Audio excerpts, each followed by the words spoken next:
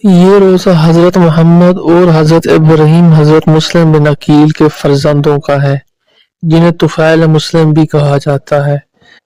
ان کا روزہ مسیب میں موجود ہے، تقریباً کربلا سے 21 میل کے فاصلے پر ہے۔ اندر جانے سے پہلے جو ہے نا وہ زیارت پڑھی جاتی ہے، وہ ہمارے سالار زوار غلام اصغر کربلائی صاحب پڑھنے گے، وہ اب لازمی سنیں، اس کے بعد ہم آپ کو آگے بتائیں گے۔ موتی اللہ علیہ رسول امیر المومنین السلام علیکہ ایوہ القاسم الاکبر ابن حسن سبت ابن امیر المومنین علی ابن ابی طالب عرف اللہ بیننا و بینکم فی الجنت باشرنا فی زمرتکم و غادرنا نبیکم و سقان بکاز جدکم من ید علی ابن ابی طالب صلوات اللہ علیکم السلام اللہ یرینا فیکم السرور والفرج وان شاء اللہ ان یجمعنا ایکم فی زمرت جدکم محمد صلی اللہ علیہ وآلہ وسلم وان علیہ السلام الفاتح وانہ ولی قدیر تقرب اللہ بحبکم وبالبرات من اعدائکم وتسلیم الى اللہ رضی اللہ مستقبر والیقین معتبر محمد نطلب رجالکا وجهك يا سيدي اللهم وجهك ودار الآخرات يا سيدي وابن سيدي اشفع لي في الجنة فإن لك إن لا شان من الله شان الله مني أسألك أن تختم الإسادة قال تسلم مني ما نبي والقوة إلا بالله مستجب لنا تقبلوا بكرمك وعزتك وبرحمتك وعافيتك وسمع على محمد وعلى اجمعين وسلم تسليما السلام عليكم القاسم بن الأخبار بن الحسن بن ابي طالب مكلب الجاسم الصوبي شمالك الله الا في مبكرات السيدة من السلام حضرت محمد اور حضرت ابراہیم علیہ السلام حضرت مسلم بن عقیل کے فرزند ہیں۔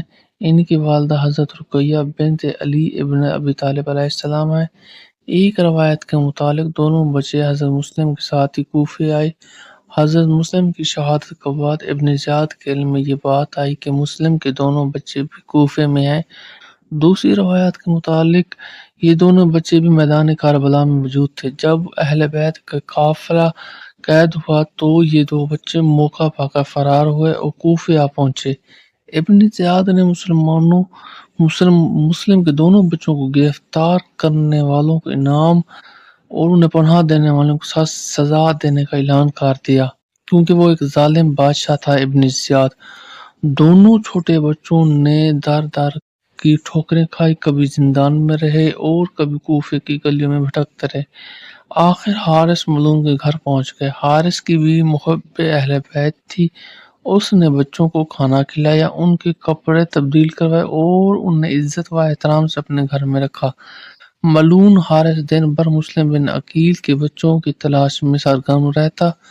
رات کو تھکا ہارا آ گیا۔ بیوی نے اسے برے عمل سے باز رکھنے کی بہت کوشش کی، لیکن وہ باز نہیں آیا۔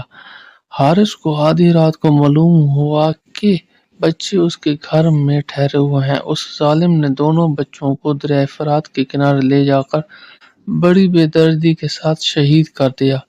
ان بچوں کو کربلا معلی سے 21 میل کے فاصلے پر نہر فرات کے کنارے ان کا روزہ موجود ہے۔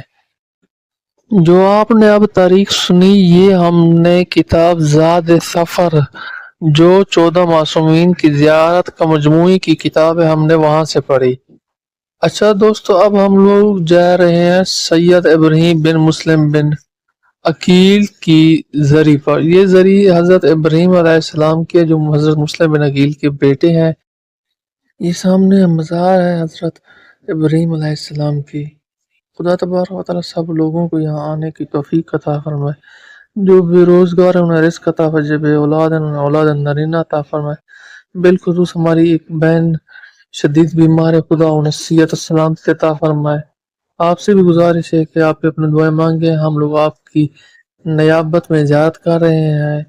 آپ سب لوگوں کے لیے دعا گو ہیں۔ آپ بھی جب بھی آئیں تو ہمیں بھی اپنے دعاؤں میں یاد رکھا کریں۔